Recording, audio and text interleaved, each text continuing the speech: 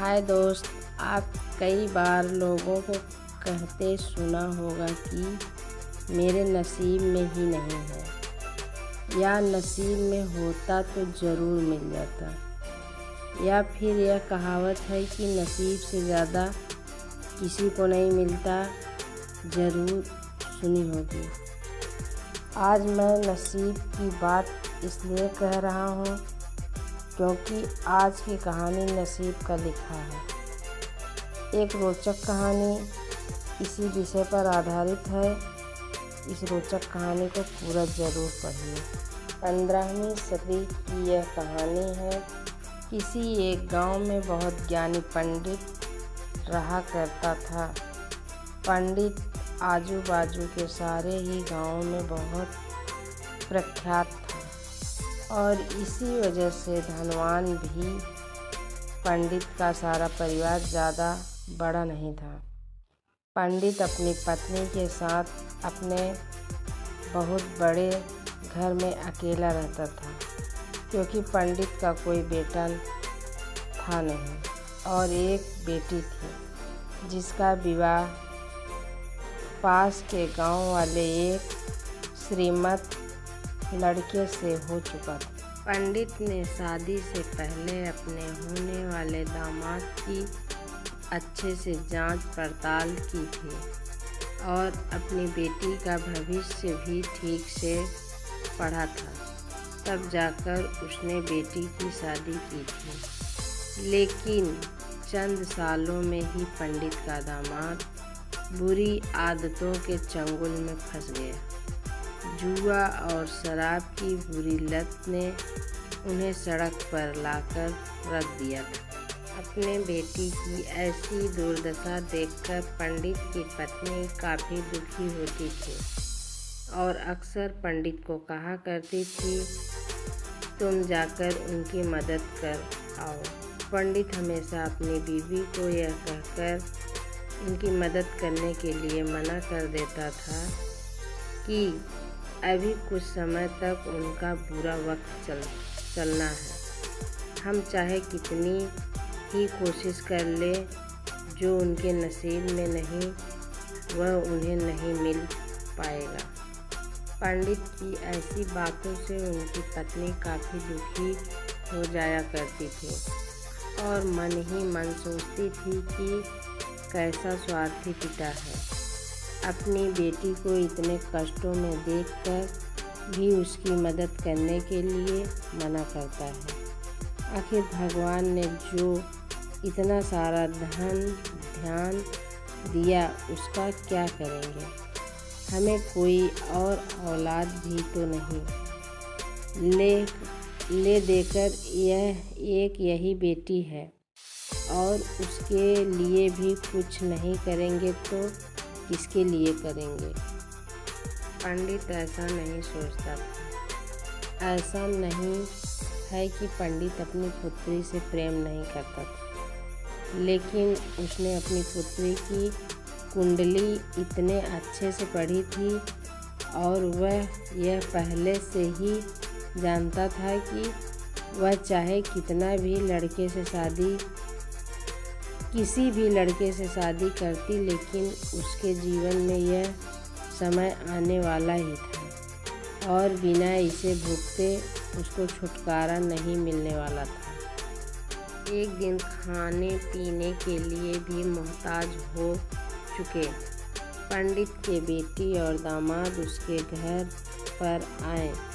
पंडित ने और उसकी बीवी ने दोनों का खूब आदर सत्कार किया और खूब अच्छा खाना खिलाया।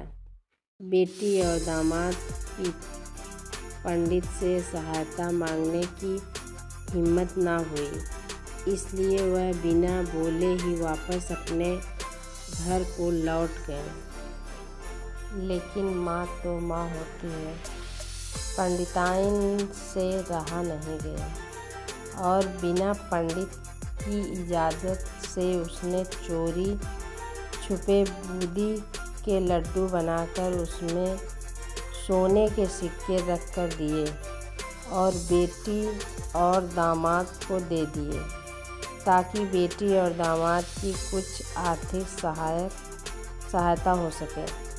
पंडिताइन यह भी जान गई थी कि बेटी और दामाद शर्म के मारे उनसे मदद नहीं मांग रहे थे, इसलिए उसने बेटी और दामाद को भी लड्डुओं में सिक्के छिपे के बारे में कुछ नहीं बताया। जाहिर सी बात है कि जब वो लोग घर पर जाकर लड्डू खाएं तो उन्हें उसमें सोने के सिक्के मिल जाएंगे। इस तरह बिना उनके मांगे ही उन तक मदद पहुंच जाएगी। सोचकर पंडिताइन मन ही मन अपने बेटी की मदद करने के लिए खुश होने लगी। पंडित ने दामाद और बेटी उन दोनों का आशीर्वाद लेकर अपने घर के तरफ रवाना हो गए। उन दिनों गाड़ियाँ तो होती ही नहीं थी। घोड़ा गाड़ी या बैल गाड़ी चलती थी। पैसा ना होते तो और चीज़ों की लेन देन से भी व्यवहार होता था। बेटी और दामाद का गांव पंडिताइन के घर से कोसों दूर था। फिर भी पैसों की कमी के चलते वह चलकर अपने गांव की तरफ निकल पड़े। थोड़ी ही दूर ही चले थे कि पंडित की बेटी के पैर में मोच आ गई और अब उसको चलना भी मुश्किल हो गया था। पंडित के दामाद ने जब देखा कि उसकी बीवी अब बिल्कुल चलने में सक्षम नहीं है तो उसने एक टांगा अपने घर तक किराए पर ले लिया। दोनों पति-पत्नी टांगे में बैठकर घर तक पहुंच गए, लेकिन टांगे वाले को देने के लिए उनके पास पैसे थे नहीं। इसलिए पंडिताइन ने जो बूंदी के लड्डू उन्हें दिए थे वह किराए के तौर पर उस टांगे वाले को दे दिए। टांगे वाला बूंदी के लड्डू को लेकर वहाँ से चला गया। टांगे वाला अपने घर की तरफ जा रहा था, तब उससे एक हलवाई की दुकान दिखी। उसने सोचा कि थोड़े से बूंदी के लड्डू से मेरे घर वालों के लोगों का पेट तो थोड़ी भरने वाला है। इससे अच्छा है मैं इन बूंदी के लड्डू को बेचकर उनसे कुछ चावल खरीद लेता हूँ। टांगे वाले ने बूंदी के लड्डू हलवाई को बेच दिया। जिस गांव में वह हलवाई रहता था उसी गांव में एक आदमी ने अपने घर पर पूजा रखी थी और उसी पंडित को उस पूजा के लिए बुलाया था। पूजा में लगने वाले प्रसाद के लिए उस आदमी ने उसी हलवाई से बूंदी के लड्डू लिए जहाँ पर उस टांगे वाले ने बेचे थे।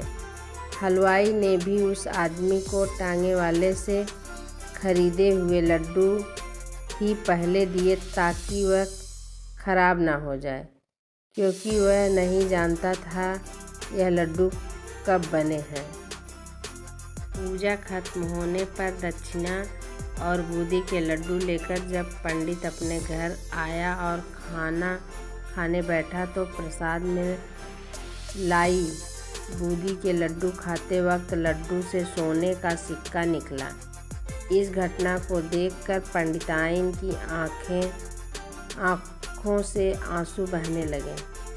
पंडित ने जब पंडिताइन से उनके रोने का कारण पूछा तो पंडिताइन ने पंडित को सब कुछ बताया और पंडित ने उनकी बातों पर भरोसा न करने के लिए माफ़ी मांगी।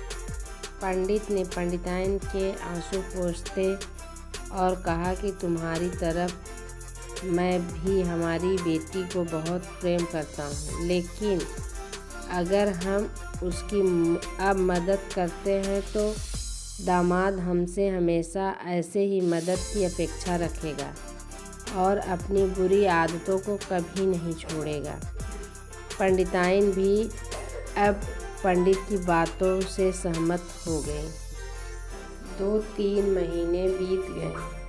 पंडित ने दामाद और बेटी फिर से एक बार उनके घर आए और इस बार उनकी परिस्थिति पहले से बेहतर थी, क्योंकि पिछली बार खाली हाथ जाने के बाद दामाद ने नया काम शुरू किया था और अपनी सारी बुरी आदतें भी छोड़ दी थी। दोनों दोस्त नसीब का लिखा नहीं बदलता। यह कहानी आपको कैसी लगी? क्या आप भी नसीब पर भरोसा रखते हैं या फिर आप उन लोगों में से हैं जो अपनी नसीब खुद अपने हाथों से लिखना चाहते हैं?